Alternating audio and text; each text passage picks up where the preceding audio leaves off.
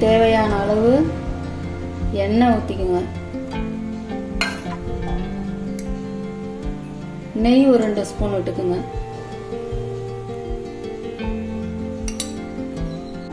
எண்ணெய் காஞ்சோன்னே பட்டை, கிராம்பு, இந்த நட்சத்திரம், நட்டி, பிரியாணி இலை எல்லாத்தையும் போட்டு செவக்க கொஞ்சம்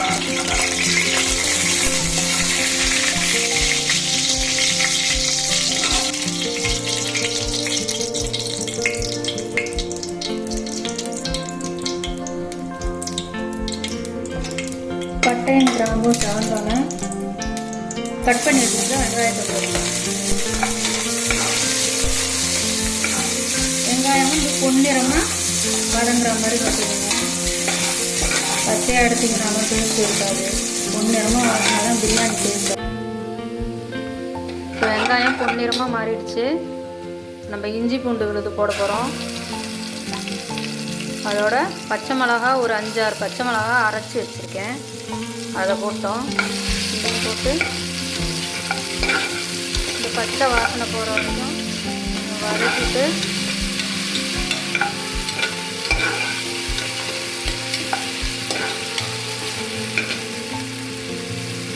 புதினா தழை ஒரு கைப்பிடி அளவு போட்டுக்கோங்க, மல்லித்தழை போட்டுக்கோங்க, கருவேப்பிலை போட்டுக்கோங்க. போட்டையும் அது ஒன்றா வதக்கிட்டு ஒரு வதக்கு பச்சை வாடை போடுறதுக்கு ஒரு வதக்கி விட்டுட்டு தக்காளி போட்டுக்கோங்க. நறுக்கி வச்சுருக்க தக்காளி 2 தக்காளி மட்டும் போடுங்க. நிறையா தக்காளி போட்டாக்கா தக்காளி சாதம் டேஸ்ட்டு வந்துடும். அதனால் 2 தக்காளி மட்டும் போட்டுக்கோங்க.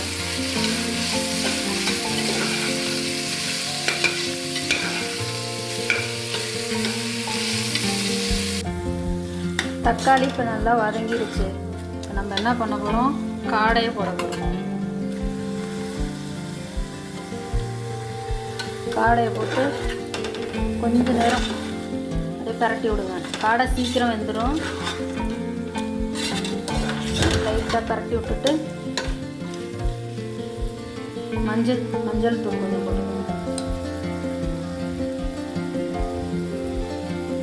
பிரியாணி மசாலா போட்டுக்கோங்க.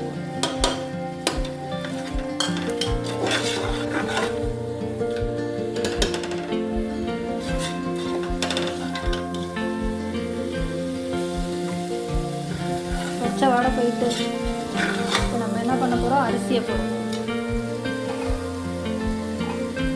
அரிசி பாருங்கள், நான் இந்த படியில் 1.5 படி எடுத்திருக்கேன். இதில் அளவில் நம்ம தண்ணி மென்சர் போடுவோம். நம்ம 1/2 மூடி தேங்காய் பால் எடுத்து வச்சுருக்கோம் இல்லையா, அந்த தேங்காய் பால்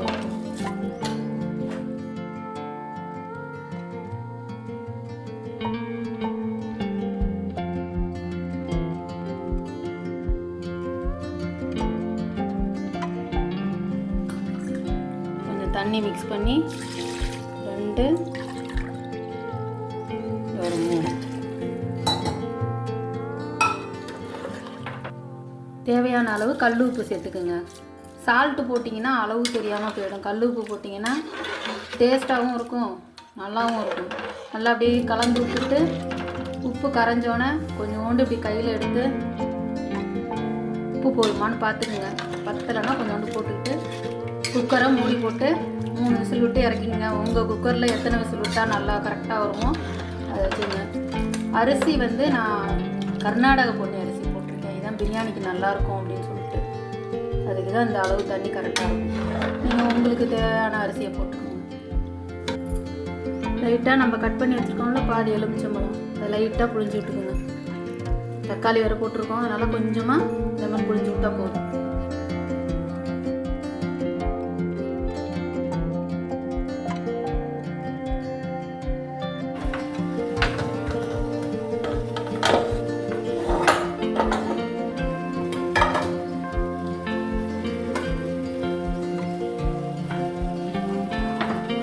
அருமையாக வந்துருச்சு.